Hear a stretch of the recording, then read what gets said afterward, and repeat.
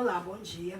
Nós estamos aqui para mais um momento, mais uma aula que a gente já deveria ter terminado, mas estamos aqui. E vamos entrar na lição 6, que é a nossa última lição, já no tópico 2, que fala sobre tratamento adequado para com os líderes principais da igreja. Não é só o pastor titular, mas toda a sua equipe, né? Então vamos convidar o Senhor, entronizar o Senhor aqui, porque sem Ele nós não sabemos nada. Senhor, nós pedimos a Tua presença, te entronizamos nessa aula e queremos que Tu seja o nosso mestre por excelência, como Tu já é em nossas vidas, em nome de Jesus. Então vamos lá, gente. 1 Timóteo 5, 17 ao 25. Vamos lá. Rapidamente, vocês sabem que eu gosto de trabalhar com a Bíblia, abrindo a Bíblia, né? Na hora. Isso dá um pouquinho de trabalho? Dá, mas a gente chega lá, não é isso? 1 Timóteo 5, 17. Diz o seguinte: os presbíteros que administram bem a igreja são dignos de dobrados honorários, principalmente os que se dedicam ao ministério da pregação e do ensino. Por que Paulo fala sobre isso, né? Honorários é dinheiro, é pagamento, é salário. Porque, na verdade, aquele que é o pastor titular, ou aquele que é um líder que se dedica ao tempo integral, por exemplo, ele vive se preocupando, porque, por exemplo, um professor secular, ele não trabalha só na escola. A profissão, a educação, ela é diferente de todas as outras. O professor, na verdade, ele trabalha quase que 18, 20 horas por dia, porque ele dá aula, muitas vezes em 2, 3 colégios, mas ele tem que chegar em casa e tem que preparar uma aula para o outro dia, fazer um plano de aula, certo? Ele tem que estudar, ele tem que aprender para poder passar muitas coisas, ele tem que se respaldar, ele tem que se aperfeiçoar, né, em muitos assuntos, mesmo que ele já seja um especialista ou que ele já saiba, porque as coisas vão mudando constantemente, o mundo, né, muda constantemente, então ele se dedica, ele precisa se dedicar em tempo integral. Infelizmente nós não vivemos essa realidade no mundo. Mas ainda o pastor titular, e eu digo pelo menos pela nossa igreja, que é o ministério que eu conheço a minha vida inteira, eu não tenho contato, eu conheço pessoas de outros ministérios, mas não entro nessa área, porque o que me interessa é onde Deus me plantou. Então, a quadrangular dá esse respaldo ao pastor titular, dele viver da obra. A questão é ele conseguir fazer um trabalho, ter a bênção de Deus, se prosperar na sua igreja para ter o seu salário. Justamente para que ele não procure outro emprego, para que ele não tenha outra atividade, porque é um tempo integral. Por exemplo, nós estamos em casa hoje, né? Eu estou em casa. Poderia dizer, estou à toa. Não estou à toa. Estou aqui dando aula, preparando aula. Acaba essa aqui, eu tenho que preparar a aula que eu já vou dar amanhã. Então, tem a pregação de domingo, nós estamos numa campanha de 40 dias de milagre, precisamos estar orando, pedindo Deus para milagre, tenho que estar me separando. Eu tenho casa, tenho marido, que ainda não está caminhando comigo, tenho muitas coisas envolvidas, né?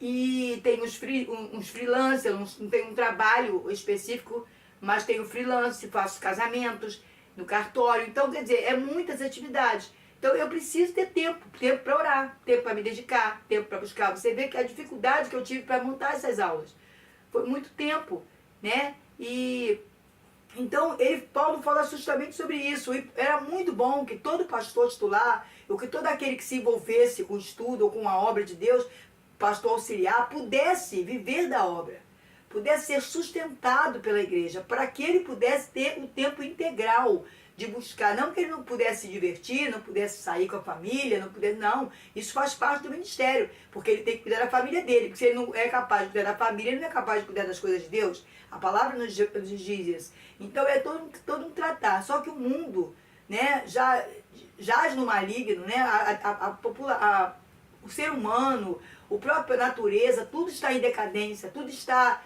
né, chegando ao fim de um ciclo muito forte que Deus já vai enrolar e trazer novos céus e nova terra. Nós seremos tirados daqui quando ele vê que nós não temos mais nada para fazer aqui. E ele já está tirando muitos que já acabaram já combateram o seu bom combate. Então, o ideal seria isso. a palavra de Deus mostra que o ideal seria esse, tá? Então,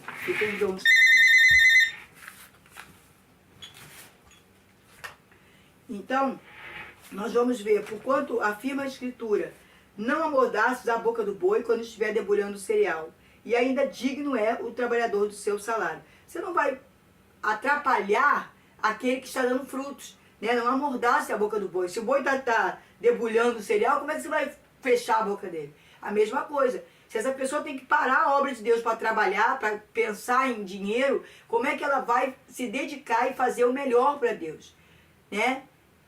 Não aceite acusação contra um presbítero se não houver mais de 2 ou 3 testemunhas. Chegou qualquer pessoa, falou mal do pastor, falou mal, você já incute aquilo na sua cabeça, já acha que está certo, que aquilo ali está errado, que o pastor está roubando, está fazendo errado. Procure ver primeiro. Procure ouvir pessoas primeiro. Como ele diz aqui, tem que ter testemunhas, outras pessoas. Não é uma vir falar e você já botar lá dentro. E mesmo que venham 3, tem que orar, tem que perguntar a Deus, tem que consultar o Senhor, né? Quanto aos que vivem na prática do pecado, repreende-os na presença de todos, para que outros de igual maneira se encham de temor. Então, se o pastor realmente estiver errado, é bom que se esclareça isso a igreja toda. Toda a igreja precisa saber. Na verdade, eu, pelo menos, ajo assim, quando eu falho, e é algo que atingiu a igreja, e Deus manda que eu confesse, eu falo com a igreja. Eu falo com a igreja, não tenho problema nenhum em falar que eu errei, me arrependi e Deus está tendo misericórdia. Porque é verdade que a nossa vida é isso aí. Nós não somos Mulher Maravilha nem Superman. Então não temos como ser, não somos perfeitos e nunca seremos. Né? Teremos um corpo glorificado, onde vamos não ter mais, não nos voltarmos mais para pecado. Mas, enquanto isso, nós estamos num corpo que está inclinado ao pecado. Então, nós temos todo esse processo, né? E aí ele vai falando sobre essas coisas até o versículo 25. Eu te exorto solenemente diante de Deus, de Cristo e dos anjos eleitos, a que procures obedecer todas essas instruções, sem parcialidade, não faço nada por partidarismo. Ele orienta Timóteo nisso. Timóteo, não tem partido, eu gosto de fulano, eu fico sem graça de chamar a atenção dele. Poxa, ele está errado, mas eu não quero falar nada. Não é assim, tá? Não tem partido, não tem, como ele diz aqui, parcialidade. Eu tenho que agir como se eu agisse com qualquer pessoa, seja ele meu parente, seja ele meu irmão de sangue, seja ele meu amigo íntimo, não importa, eu tenho que agir da mesma forma, sabe? Eu tive um aprendizado muito forte e quando eu comecei a minha carreira de professora, aos 17 anos, passou-se uns anos, um tempo, eu fui dar aula para o meu filho. Então, eu dei aula para o meu filho 3 anos. E depois acompanhei os dois todo o tempo de escola, até o ensino médio, trabalhando como supervisora de escola, coordenadora, e essas coisas todas. Então, eu tinha muito cuidado com isso. Deus me orientava muito sobre isso, tá? Meu filho, eu montava as provas em casa e as aulas. Meu filho nunca teve acesso a isso. Eu nunca tratei meu filho diferente dos outros alunos. Tanto que hoje eu tenho muitas recompensas, eu colho muito frutos dos meus ex-alunos. Por conta disso, porque eu nunca agi com imparcialidade. Eu nunca agi com partidarismo. Meu filho, vou tratar diferente, vou fazer diferente, nunca, né? Então, é uma coisa muito importante. Isso me trouxe um ensinamento para a igreja. Porque na igreja eu tenho amigos. Eu sou pastora no bairro que eu moro há 40 anos. Todos me conhecem, todos conhecem a minha família. Então eu não posso agir diferente com aquele que dá um dízimo maior, com aquele que é mais chegado, aquele que me escuta mais, aquele que me obedece mais. Não existe isso. Eu tenho que tratar todos iguais e com o amor de Cristo, né? Acima de qualquer coisa. Então, não imponhas as mãos precipitadamente sobre alguém, nem participe dos pecados dos outros. Conserva-te, pois, em pureza de vida. Timóteo tem que orientar aqueles líderes a fazer isso, entendeu?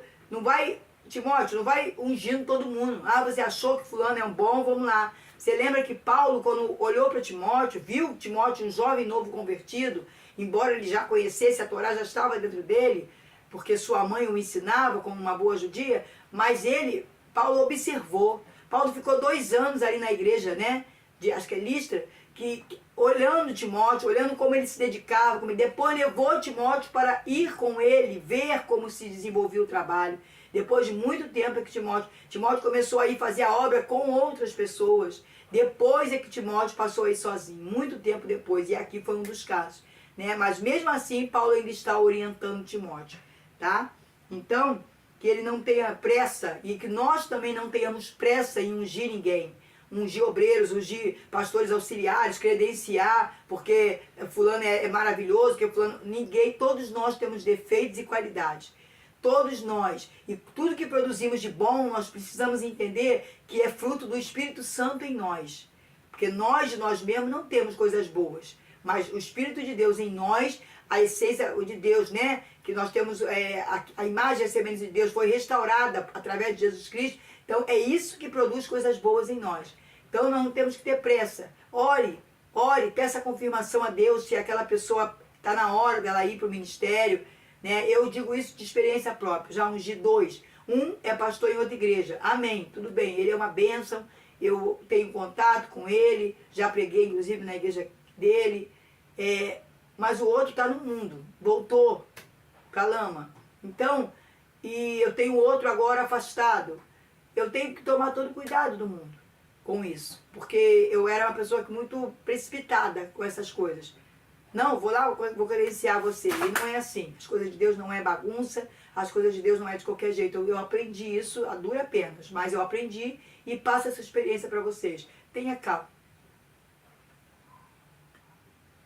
Por causa do teu estômago, aí ele não impõe as mãos, conserve-te, pois, em pureza de vida. Por causa do teu estômago e das tuas frequentes enfermidades, não beba somente água, mas também um pouco de vinho. Ele está recomendando aí já coisas para vida pessoal de Timóteo, que Timóteo não tinha muita saúde e precisava ter saúde ali para cuidar daquele povo, que era o povo de Éfeso, uma situação bem ríspida, né?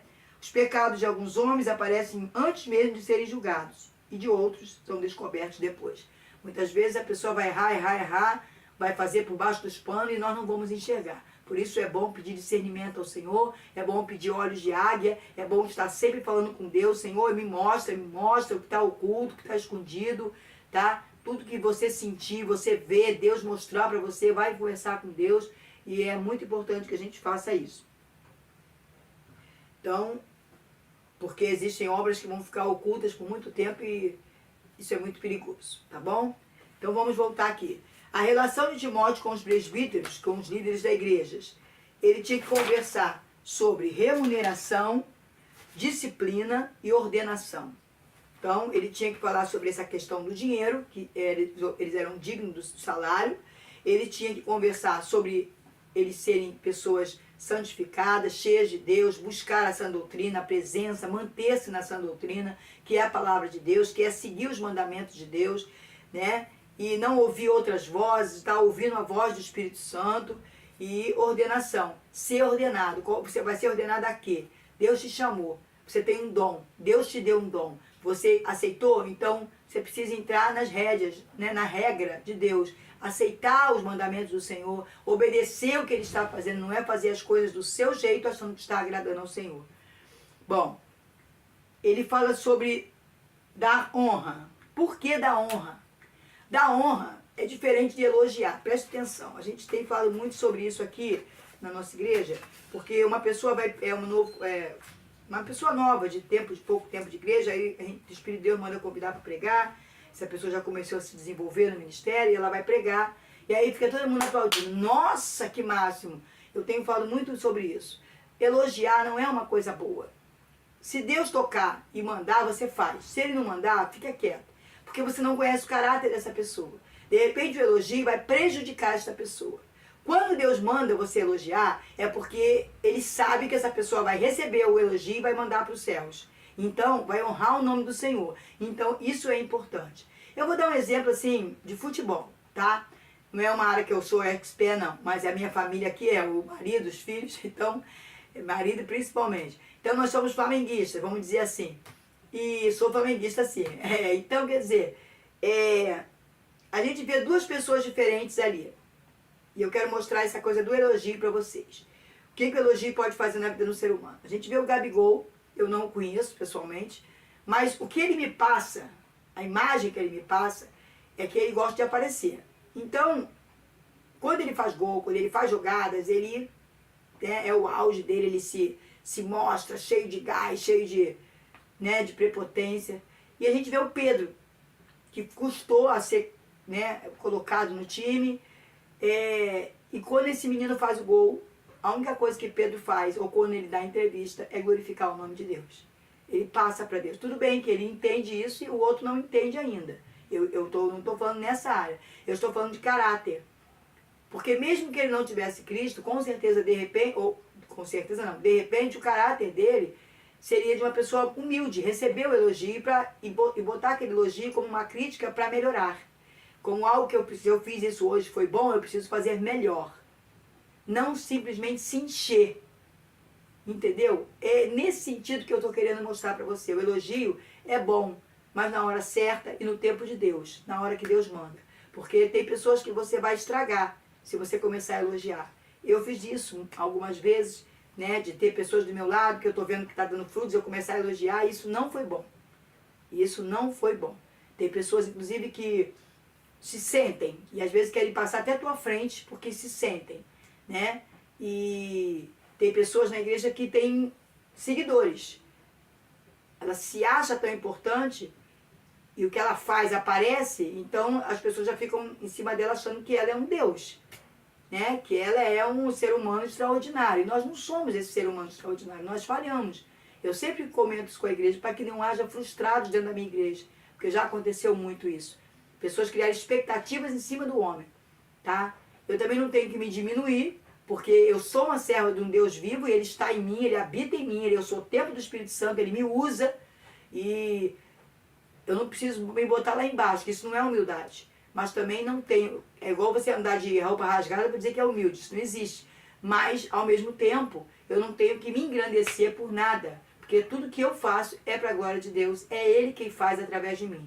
Então, eu dou esse exemplo do futebol, que é uma coisa mais comum, as mulheres não vão se ligar muito, mas os homens com certeza, né? Porque é uma coisa importante, de eu entender que eu não tenho que sair elogiando todo mundo.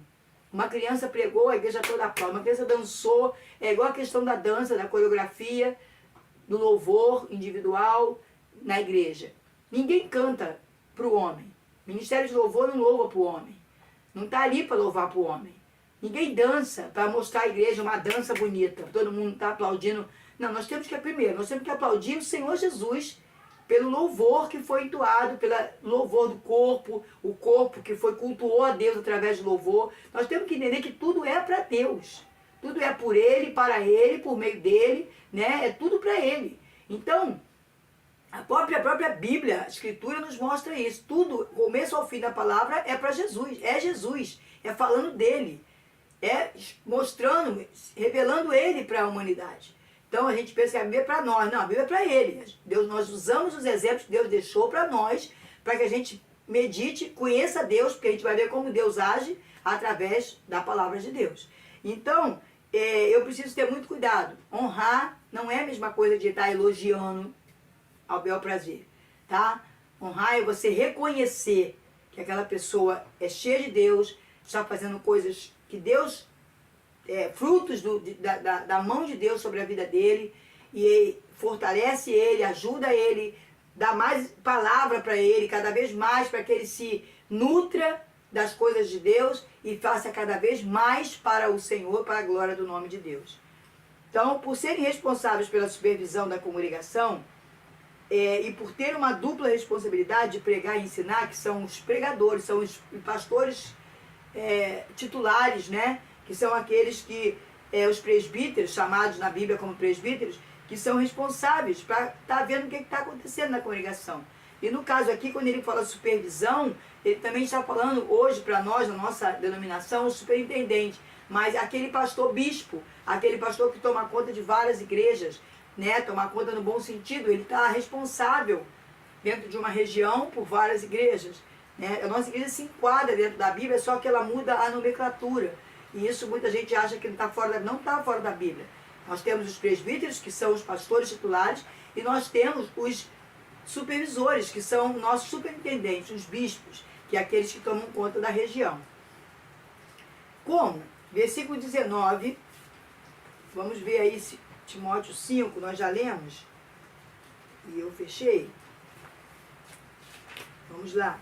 Versículo 17, a gente vê isso, falando dos presbíteros, e no 19 ele vai falar, não aceites acusação, né? Aquela questão que eu já falei. Você não pode acreditar em tudo que você ouve, né? antes de você acusar, que nem tem que acusar ninguém, mas antes de você tomar uma decisão em relação a uma pessoa, ou até mesmo um pastor, e ele está falando com Timóteo, ele estava fazendo o papel de um superintendente, tá? Vou falar com esse termo para você entender, de um supervisor. Ele não estava ali para ser o pastor da igreja, tinha vários pastores nas igrejas abertas. A questão ali era tratar dos líderes, dos supervisores. Então, antes de ouvir que fulano falou mal dele, procura saber, procura ouvir outras pessoas e saber se realmente é verdade. Quando? Versículo 22. Fala o que aqui? Vamos ver. Não imponhas as mãos precipitadamente, o que eu já falei também, já comentei sobre isso, tá?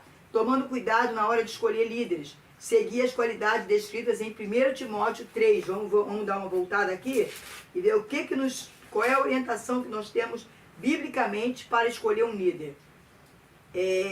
Se alguém almeja o episcopato, de fato deseja algo excelente. E é fundamental que esse bispo, que esse pastor, seja marido de uma só esposa, equilibrado, domínio próprio, seja respeitável, hospitaleiro, capacitado para ensinar, não deve ser apegado ao vinho, nem violento, pacífico, não amante do dinheiro, também saiba governar bem a sua família, educar seus filhos, né? Os filhos têm que ser submissos a ele, não ter medo dele, mas ser submisso, e tantas outras coisas que você vai ver aí em 1 Timóteo 3, 1 ao 13, que está dando a dica aí pra gente, a regra pra gente de como escolher uma pessoa para ser um líder na nossa igreja.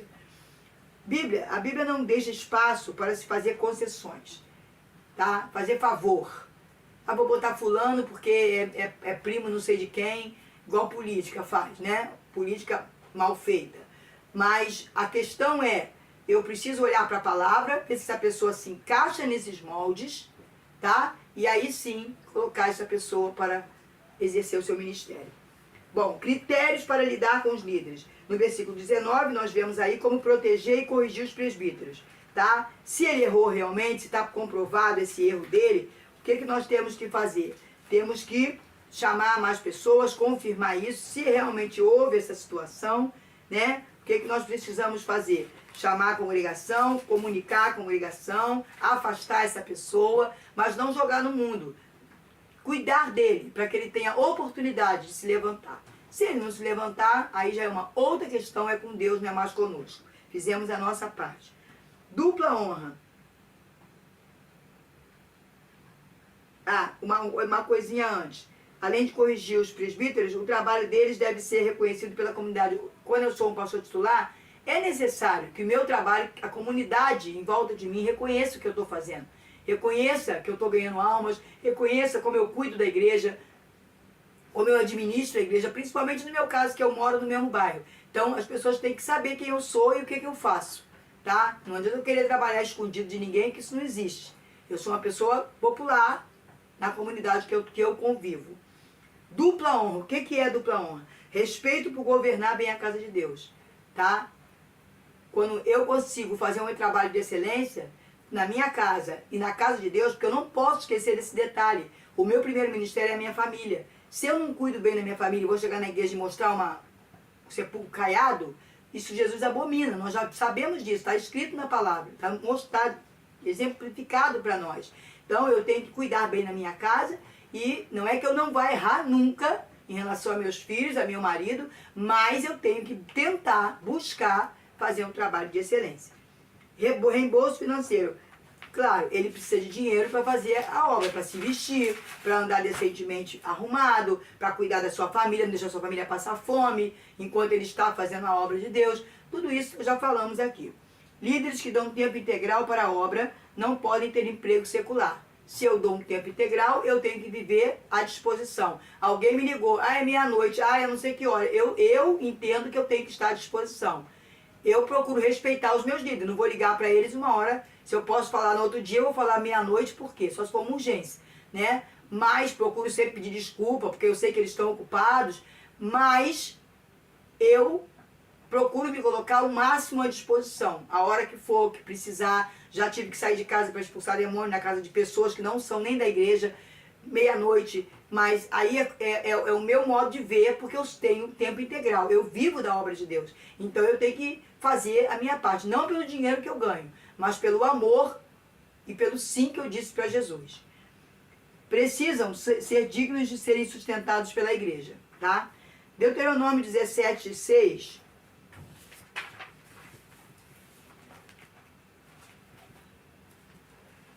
Deuteronômio 17, 6 diz o seguinte: contudo, é preciso que haja pelo menos 2 testemunhas para que uma pessoa seja condenada à morte. Ninguém pode ser morto se houver somente uma testemunha. Isso está na lei. Então, Jesus cumpriu a lei e a gente vive sob a graça, debaixo da graça. Então, a gente tem que entender que a lei não foi extinta. Ela está aqui, ela me mostra os meus erros, só que eu não dependo dela, eu dependo da graça. Mesmo que eu erre, eu vou pedir socorro a Jesus que me comprou a minha dívida, que pagou no meu lugar. Então, mas aqui está bem claro para nós, ninguém deve ser acusado, entendeu? Se que haja 2, 3 testemunhas. 19, 15, Deuteronômio também nos mostra alguma coisa, vamos ver.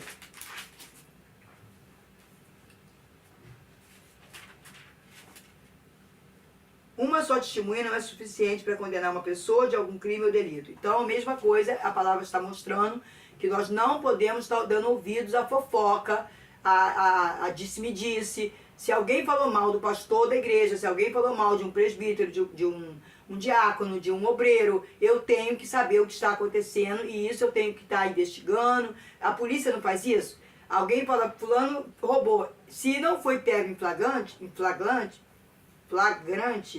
ele vai ser investigado. Você vê que às vezes demora meses até pegar uma pessoa e prender, porque tem que ter provas. Então, eles vão investigar, vão fazer investigação, vão estar perguntando a um, perguntando a outro, e pegar testemunhos, e assim a lei da polícia é baseada também na palavra de Deus. Aliás, todas as leis, se você olhar, tudo saiu da Bíblia, tá? Então, tem que ter esse cuidado, que é muito sério. Às vezes a gente acusa uma pessoa falsamente e destrói um ministério, uma família, uma vida por conta disso. Só acusá-lo de alguma coisa se realmente tivesse sido provas fundamentadas. Mateus 18, 16, vamos lá para o Novo Testamento. Mateus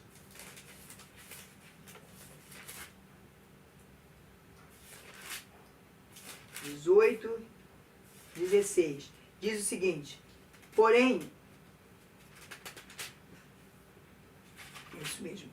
Porém, se ele não tiver atenção, leva contigo mais 1 ou 2 pessoas, para que pelo depoimento de 2 ou 3 testemunhas, qualquer acusação seja confirmada. E se a pessoa que foi falar para o pastor, ou para o meu superintendente, ou para alguém, sobre o erro que estou cometendo, né, a pessoa que é responsável para analisar, vai pedir as testemunhas. Então, a pessoa que já está acusando, o que ela precisa fazer? Ela já tem que levar 2, 3 testemunhas. Se ela tem certeza que aquilo que ela está falando é verdade, então ela pega 2, 3 pessoas e vai lá e fala. Porque já aconteceu muito isso, não só na minha vida, mas na vida de pessoas próximas, de alguém chegar para um pastor, para um líder, e falar uma coisa e o pastor acreditar de primeira, sem saber de nada, e já tirar o obreiro, tirar o pastor. Eu já passei uma situação dessa, chegar na igreja que eu dirigia e a porta está trancada, mudou a cadeado, porque o pastor não teve essa sensibilidade de ouvir nem a mim, nem as testemunhas, né? Na verdade, eu tinha tido problemas. Não de, assim, de roubo, de tudo. Tinha acontecido algumas coisas erradas, foi um momento assim difícil e eu precisava ser ouvida. Mas não houve essa oportunidade. Graças a Deus que depois Deus contornou tudo, mostrou a verdade e a minha vida continuou, meu ministério continuou. Mas em outro caso eu podia estar totalmente fora do reino de Deus, da obra de Deus, por conta de uma atitude errada. E é um ser humano e todos nós erramos. Mas Deus está nos ensinando nessa hora como líderes a agir corretamente, tá?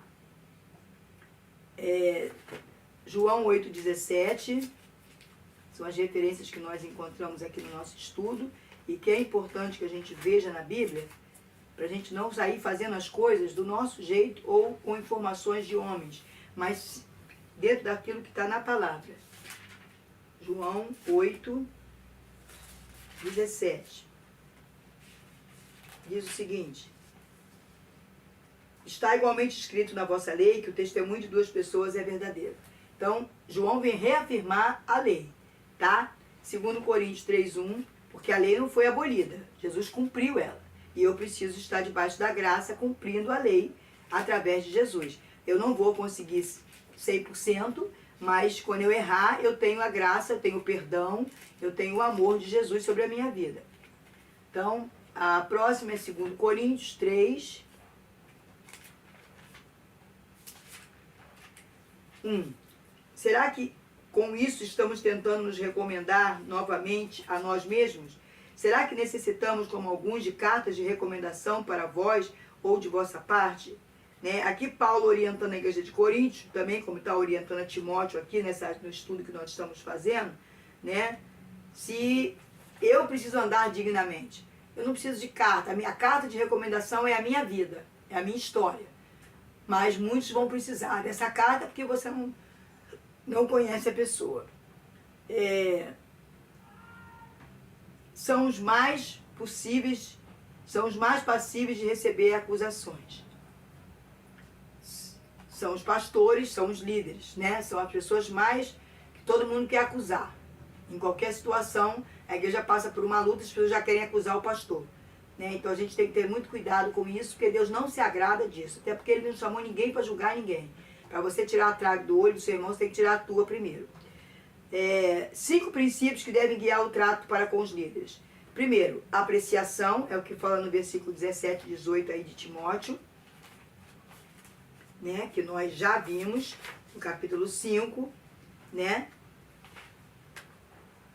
Opinião moral, avaliação que as pessoas fazem do líder, justiça, o versículo 19 e 20, né? Fazer justiça em relação a esse líder. Isso tudo é honra, é dupla honra. Você não vai pegar uma pessoa que está 20 anos no ministério e vai tirar por qualquer coisa. Você vai saber o que realmente aconteceu. Então você está honrando, fazendo justiça. Imparcialidade, já vimos isso no versículo 21, não tem partido, não tem amigo, não tem parente. Cautela, cuidados, providência, investigação, saber realmente o que está acontecendo.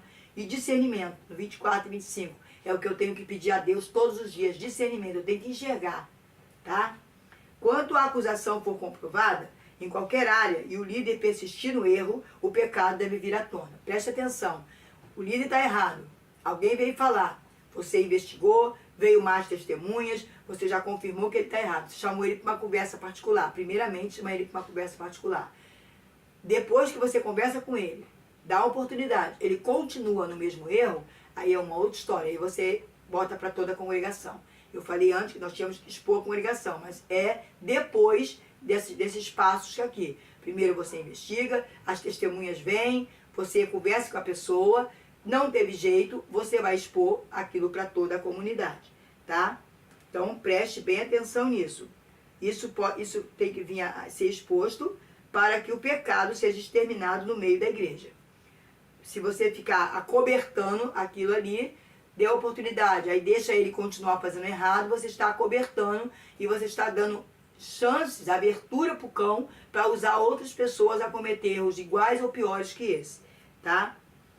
Acobertar faria a pessoa não se arrepender e ter a oportunidade de ser restaurado. Quer dizer, se você cobra dele e se depois ele não muda, você expõe, você está dando a oportunidade dele se arrepender, dele ser sacudido e se arrepender. Se ele se arrepender, ele vai ser restaurado. Se ele não se arrepender, aí não tem jeito. Você não pode deixar essa pessoa continuar fazendo a mesma coisa. É uma ação questionável, mas a Bíblia manda fazê-lo para haver reflexão da congregação e proteção contra o espírito maligno, porque ele vai usar outros, né? Se ele viu a porta aberta, ele vai entrar. A porta não, o buraco, porque o diabo não precisa de porta. Não estamos falando de exclusão, tá? Ninguém está mandando você excluir esse pastor, esse líder. Você está falando de restauração, que você vai lutar ali para que ele se arrependa do que está fazendo, não queira mais fazer e seja restaurado através da palavra e do cuidado e do amor que você e a congregação vai dedicar a esse líder. Deus assim purifica a igreja. Exige-se que todos tenhamos imparcialidade e absoluta honestidade com relação com os pecados dos líderes. Temos que evitar predileções, julgamentos ou punições pré-formadas. Como tudo eu já falei, né? Tudo que fazemos, Deus vê e sabe. Tudo vai passar pelo juízo de Deus. Se eu errar como aquele que está organizando, que está à frente, que está mostrando o que está acontecendo, que está julgando, vamos dizer assim, se eu sou um juiz abaixo de Deus e estou ali com a tarefa de limpar, arrumar aquela situação, tá? Eu tenho que ter todo cuidado com cada detalhe, imparcialidade, todas essas coisas. Eu gosto muito de fulano, eu vou ajudar fulano. Ajudar não é isso. Ajudar é trazer a verdade à tona, é levar essa pessoa a se arrepender e ajudá-la a ser levantada. Mas, se você fizer ao contrário, você vai estar debaixo do julgamento do Senhor, que é o justo juiz. A nossa percepção deve ser, nossos relacionamentos devem ser baseados em honestidade e sem favoritismo. Tá? Não tem amizade, não tem família, não tem ninguém. Todos são iguais diante do Senhor. Tá? Nosso ministério não a nossa percepção deve ser santa e misericordiosa dos fatos. Eu tenho que ser santidade, tenho que saber como Deus pensa e fazer o que Ele quer e ter misericórdia para ajudar, se a pessoa quiser ser ajudada. Tá? O nosso ministério não é de ordem política, que compra voto das pessoas, né? Sim, espiritual. Tudo que fazemos está sob os olhares de Deus. Não podemos ser cúmplices de falcatrua dos amigos mais chegados. Se meu amigo, se meu parente está errado, meu filho, qualquer outra pessoa, eu tenho que ser santa diante de Deus. Tenho que usar da santidade de Deus que está na minha vida, olhar com os olhos de Deus, porque Deus não passa a mão na cabeça de filho nenhum. Tá? Ser longânimo, quer dizer, ser generoso, ser bondoso, ser paciente e não complacente, desejo de agradar. Eu não tenho que agradar ninguém. Se está errado, está errado. Vamos fazer as coisas certas. Vou ajudá-lo a se levantar, mas está errado. Tá? Tem que se arrepender, tem que pedir perdão a Deus e à congregação. Mas eu tenho que ser longânimo, paciente, tenho que tentar uma vez, duas vezes, quantas vezes Deus mandar eu fazer isso. Há pessoas que pecam e não querem e nem se esforçam para deixar o pecado. Para elas, só o arrependimento. Jesus tinha comunhão com os pecadores, mas não com o pecado. Ele se sentava com os pecadores. Mas para falar do amor dele, para dar oportunidade, como ele deu a Judas na ceia. Judas era um traidor e ele sabia disso, que estava roubando dinheiro das ofertas há muito tempo e ia trair ele, mas ele estava ali. Com Judas dando oportunidade, inclusive na ceia. Ele explica o que é a ceia e dá a oportunidade de Judas de comer a ceia. Então, nós temos que fazer isso. Quanto tempo Jesus ficou com Judas? 3 anos e meio, né? Mais ou menos aí, ou um pouco menos. Mas Judas teve oportunidade. Jesus usou de longanimidade, paciência, para ajudar ele a querer sair dessa. Mas ele não quis. É uma coisa diferente, tá? Então, Jesus não tem pacto com o pecado. Ele não livrou ele da condenação. Não, ele não quis. Se ele quisesse, Jesus estenderia as mãos e ajudaria, tá? Vamos entender bem isso. Não devemos ter pressa para colocar alguém em cargos. Não podemos sair investigando ou julgando pessoas. Né? Sair investigando, eu falei de investigação, mas é uma coisa que você vai procurar saber com misericórdia, com zelo, com amor, com cuidado, né? De qualquer maneira. Sair perguntando para todo mundo, perguntando para os parentes, né? Fazer a pessoa ser envergonhada nem sabendo se ela tem realmente culpa. Se houver comentários, entregamos nas mãos de Deus, pois só Ele é juiz. Tá? Isso está aí no versículo 22, 24 e 25 de Timóteo 5. Então aqui fica nosso tópico 2, encerrado. Nós vamos na próxima aula dar o 3 e o 4 e a gente está encerrando, né, a nossa lição. E eu peço mil desculpas por tudo, mas eu estou aqui. Eu não quero parar, eu não quero deixar de anunciar a palavra, de compartilhar os ensinamentos de Deus, porque não só vocês aprendem, mas eu aprendo. Eu cresço e tenho crescido muito com essas aulas de liderança, inclusive em relação à minha igreja. Deus tem me ensinado muito e eu espero que esteja ensinando a vocês, tá? Tchau, Deus abençoe, fica para a próxima.